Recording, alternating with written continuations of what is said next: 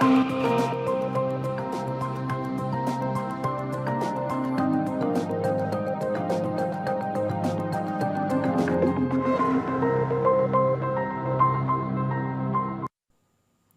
Court this week में आप सभी का स्वागत है। मैं हूं आपके साथ सपना नौवार। इस बुलेटिन में हम आपको सुप्रीम कोर्ट और हाई कोर्ट की तमाम बड़ी खबरों से रूबरू कराएंगे।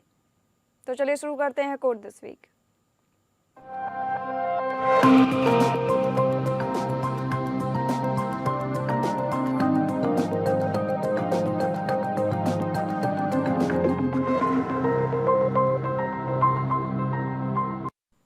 कुत्तों के काटने की घटनाओं में खतरनाक वृद्धि को देखते हुए सुप्रीम कोर्ट ने आदेश दिया कि हर शैक्षणिक संस्थान, अस्पताल, सार्वजनिक खेल परिसरों, बस अड्डों और डिपो, रेलवे स्टेशनों आदि में आवारा कुत्तों के प्रवेश को रोकने के लिए उचित बाड़ लगाई जाए। संबंधित स्थानीय स्व सरकारी संस्थानों की जिम्मेदारी होगी कि वे ऐसे संस्थानों क्षेत्रों से आवारा कुत्तों को उठाएं और पशु जन्म नियंत्रण नियमों के अनुसार टीकाकरण और नसबंदी के बाद उन्हें निर्दिष्ट कुत्ता आश्रयों में पहुंचाएं। कोर्ट ने आगे आदेश दिया कि इन क्षेत्रों से उठाए गए आवारा कुत्तों को उसी स्थान पर नहीं छोड़ा जाना चाहिए जहां से उन्हें उठाया गया था। कोर्ट ने कहा, ऐसा करने की अनुमति देने से ऐसे संस्थानों को आवारा कुत्तों की उपस्थिति से मुक्त करने का उद्देश्य ही विफल हो जाएगा। जस्टिस विक्रम नाथ, जस्टिस संदीप मेहता और जस्टिस एनवी अंजारिया की पीठ ने स्वतः संज्ञान लेते हुए आवारा कुत्तों के मामले में यह आदेश पारित किया। कोर्ट ने निर्देश दिया कि स्थानीय निकाय समय समय पर निरीक्षण करे ताकि यह सुनिश्चित हो सके कि ऐसे परिसरों में आवारा कुत्तों का कोई निवास स्थान ना हो। आदेश सुनाए जाने के बाद सीनियर एडवोकेट आनंद ग्रोवर, करुणा नंदी आदि ने पीठ से आदेश कर हस्ताक्षर करने से पहले उनकी दलीलों पर विचार करने का आग्रह किया। नंदी ने कहा कि अगर कुत्तों को हटाया गया तो उसी स्थान पर नए कुत्ते आ जाएंगे। हालांकि पीठ ने दलीलों पर विचार करने से इनकार कर दिया। कोर्ट ने सड़कों और राजमार्गों से आवारा मवेशियों और अन्य जानवरों को हटाने के निर्देश भी पारित किए। कोर्ट ने राजमार्गों और एक्सप्रेसवे से आवारा मवेशियों और अन्य जानवरों को हटाने के लिए राजस्थान हाईकोर्ट द्वारा जारी निर्देशों की पुष्टि की। जानवरों को गौशालाओं या आश्रय गृहों में स्थानांतरित किया जाना चाहिए। कोर्ट ने चेतावनी देते हुए कहा, सभी राज्यों, केंद्र शासित प्रदेशों के मुख्य सचिव इसका कड़ाई से अनुपालन सुनिश्चित करें, अन्यथा अधिकारियों को व्यक्तिगत रूप से जिम्मेदार ठहराया जाएगा। निर्देशों को लागू करने के लिए विकसित तंत्र का संकेत देते हुए 8 सप्ताह में स्टेटस रिपोर्ट दाखिल की जानी है।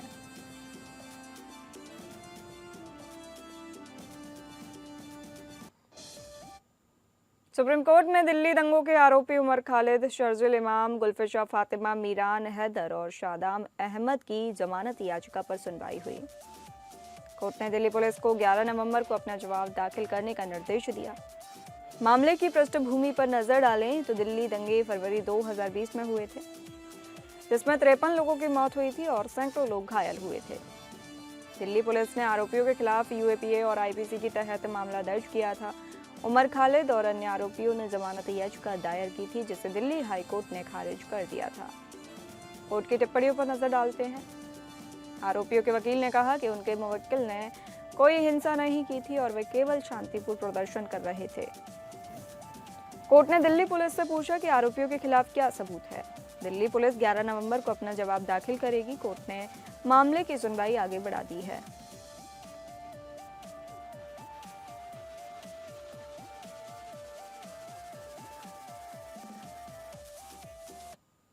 सुप्रीम कोर्ट ने ट्रिब्यूनल सुधार अधिनियम 2021 के प्रावधानों को चुनौती देने वाली याचिकाओं की सुनवाई टालने के केंद्र सरकार के अनुरोध पर कड़ी नाराजगी जताई है। सीजेआई गवई ने कहा कि सरकार उनकी बेंच से बचने की कोशिश कर रही है, क्योंकि उनके पास रिटायरमेंट के लिए कुछ ही दिन बचे हैं। एजी वेंकटमणि ने पिछली सुनवाई में इस मामले को बड़ी बेंच में भेजने की मांग की थी। हालांकि सीजेआई गवई ने इस मांग पर सवाल उठाया और कहा था कि यह मांग पहले क्यों नहीं उठाई गई। सीजेआई गवई ने कहा कि सरकार कोर्ट के साथ अन्याय कर रही है। कोर्ट ने कहा कि उसने पहले ही एक पक्ष को पूरी तरह से सुना है। सीजेआई गवई ने कहा कि अगर सरकार 24 नवंबर के बाद इस मामले को सुनना चाहती है तो वे ऐसे बता सकती है। कोर्ट ने सीनियर एडवोकेट अरविंद दातार को शुक्रवार को अपनी दलीलें जारी रखने के लिए कहा है। एजी को सोमवार को जवाब देने के लिए कहा गया है। अगर एजी नहीं आते हैं तो कोर्ट मामले को बंद कर देगा।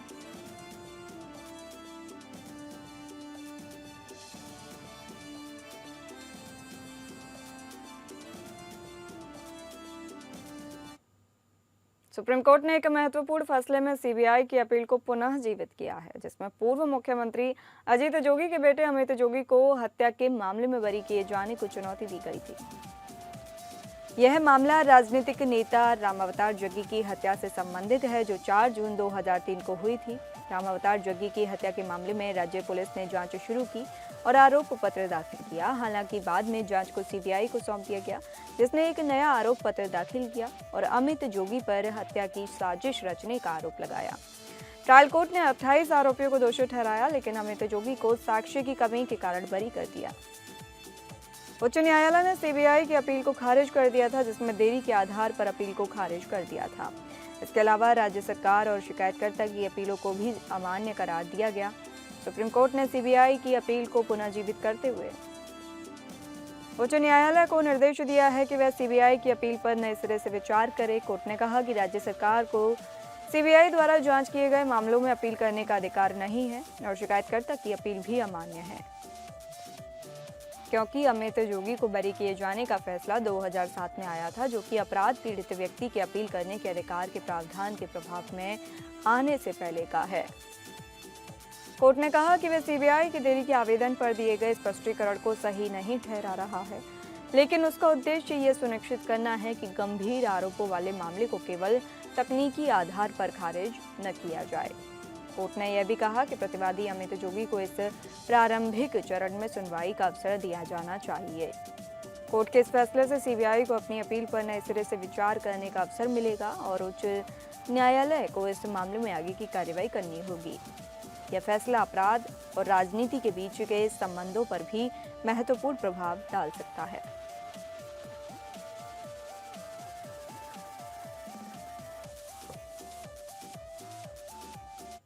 दिल्ली उच्च न्यायालय ने जम्मू कश्मीर के सांसद इंजीनियर राशिद की याचिका पर विवादित फैसला सुनाया, जिसमें उन्होंने अपनी हिरासत पैरोल पर संसद में भाग लेने के लिए लगाई गई 4 लाख रुपए की लागत को चुनौती दी है।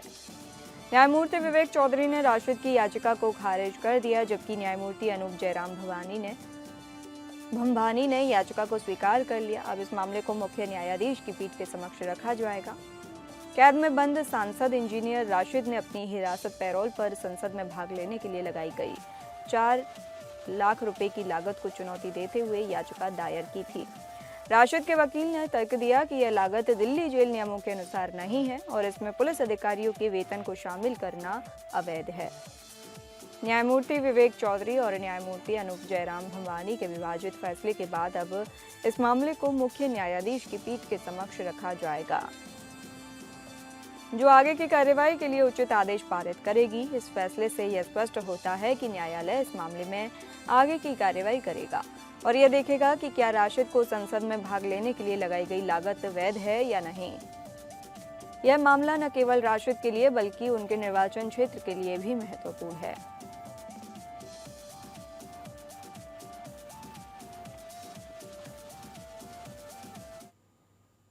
कर्नाटक हाईकोर्ट ने राज्य सरकार के उस आदेश पर रोक लगाने से इनकार कर दिया है, जिसमें सार्वजनिक स्थानों पर 10 से अधिक लोगों के अनधिकृत जमावड़े पर रोक लगाई गई थी। यह आदेश आरएसएस की प्रस्तावित रैलियों के मद्देनजर पारित किया गया था। राज्य सरकार ने सार्वजनिक स्थानों पर अनधिकृत सभाओं पर रोक लगाने के लिए एक आदेश पारित किया था, जिसे कुछ संगठनों और व्यक्तियों ने चुनौती दी थी। उनका तर्क था कि यह आदेश उनके मौलिक अधिकारों का उल्लंघन करता है। कोर्ट ने कहा कि एकल न्यायाधीश ने सही फैसला सुनाया है। कोर्ट ने राज्य सरकार को एकल न्यायाधीश के समक्ष आवेदन करने की सलाह दी। कोर्ट ने कहा कि सभी दलीलें एकल न्यायाधीश के समक्ष रखी जा सकती हैं। अब बतौर अगली कार्यवाही राज्य सरकार एकल न्यायाधीश के समक्ष आवेदन दायर कर सकती है। एकल न्यायाधीश इस मामले में आगे की कार्यवाही करेंगे। कोर्ट ने फिलहाल इस मामले में कोई हस्तक्षेप नहीं किया है। सुप्रीम कोर्ट ने जिला जज के पदों पर प्रमोशन में कोटा को लेकर अपना फैसला सुरक्षित रख लिया है। प्रधान न्यायाधीश वी आर गवई की अध्यक्षता में 5 न्यायाधीशों की पीठ न्यायिक सेवा में आपसी वरिष्ठता निर्धारित करने के लिए एक समान पैन इंडिया दिशा निर्देश तैयार करने पर विचार कर रही है। कोर्ट इस मुद्दे की जांच कर रही है कि क्या जिला जज के पदों पर प्रमोशन के लिए कोटा होना चाहिए, जो सेवा में प्रवेश स्तर पर शामिल हुए थे। यह प्रवेश स्तर के पदों पर शामिल होने वाले अधिकारियों द्वारा सामना किए जाने वाले कैरियर ठहराव की समस्या का समाधान करने के लिए है। पीठ के समक्ष एक अन्य सुझाव यह है कि सेवा में कार्यरत अधिकारियों को उनके अनुभव के अनुसार वेटेज दिया जा सकता है। सुप्रीम कोर्ट ने कहा कि जिला जजों की नियुक्ति में प्रमोटी और सीधी भर्ती के बीच संतुलन बनाने के लिए विचार किया जा रहा है। कोर्ट ने कहा कि वह दोनों श्रेणियों की तुलना करने के बजाय न्यायिक प्रणाली को मजबूत करने के लिए आदर्श समाधान खोजने की कोशिश कर रहा है। कोर्ट में प्रमोटी जजों के लिए कोटा निर्धारित करने का सुझाव दिया गया है। प्रमोटी जजों को उनके अनुभव के आधार पर वेटेज देने का सुझाव भी दिया गया है। वहीं वर्तमान रोस्टर प्रणाली को जारी रखने का तर्क दिया गया है। कोर्ट का उद्देश्य न्यायिक प्रणाली को मजबूत करना और न्यायपालिका में योग्यता और अनुभव का संतुलन बनाना है। अब माइक क्यूरी की सिफारिशें पर नजर डालते हैं। ये सिफारिशें हैं प्रमोटी और सीधी भर्ती जजों के लिए। 1:1 कोटा निर्धारित करना, चयन प्रक्रिया में योग्यता और वरिष्ठता दोनों को महत्व देना, प्रमोटी जजों को उनके अनुभव के आधार पर वेटेज देना और प्रमोटी और सीधी भर्ती जजों के लिए अलग अलग वरिष्ठता सूची बनाना।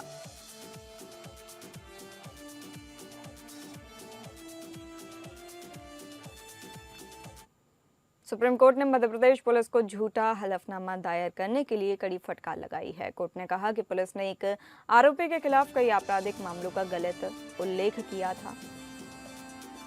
जस्टिस एहसानुद्दीन अमानुल्लाह और जस्टिस संदीप मेहता की पीठ ने पुलिस की गलती को खारिज करते हुए कहा कि यह स्वीकार्य नहीं है। एक आरोपी की जमानती याचिका का विरोध करते हुए मध्य प्रदेश पुलिस ने झूठा हलफनामा दायर किया था। इसमें कहा गया था कि आरोपी के खिलाफ 8 आपराधिक मामले लंबित हैं, लेकिन बाद में पता चला कि उनमें से 4 मामलों में आरोपी शामिल ही नहीं था। कोर्ट ने पुलिस अधिकारियों को नोटिस जारी कर पूछा है कि क्यों न उसके खिलाफ कार्रवाई की जाए। कोर्ट ने दोनों अधिकारियों को 25 नवंबर 2025 को व्यक्तिगत रूप से पेश होने का निर्देश दिया है। साथ ही कोर्ट ने आरोपी को जमानत पर रिहा करने का भी निर्देश दिया है।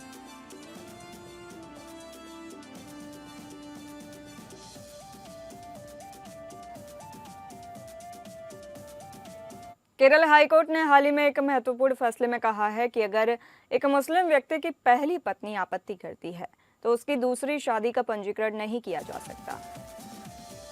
कोर्ट ने कहा कि शादी का पंजीकरण एक कानूनी आवश्यकता है और इसमें प्रक्रिया की निष्पक्षता का पालन करना आवश्यक है। कोर्ट ने कहा कि दूसरी शादी के पंजीकरण से पहले पहली पत्नी को नोटिस दिया जाना आवश्यक है। अगर पहली पत्नी दूसरी शादी के पंजीकरण पर आपत्ति करती है तो पंजीयक को पक्षों को सक्षम सिविल कोर्ट में जाने के लिए कहना होगा। कोर्ट ने यह भी कहा कि धार्मिक स्वतंत्रता के नाम पर संवैधानिक अधिकारों की अनदेखी नहीं की जा सकती।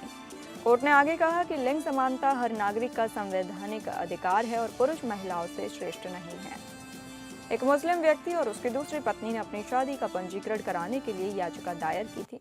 व्यक्ति ने पहले से ही शादीशुदा होने की बात स्वीकार की थी और दावा किया था कि उसने अपनी पहली पत्नी की सहमति से दूसरी शादी की।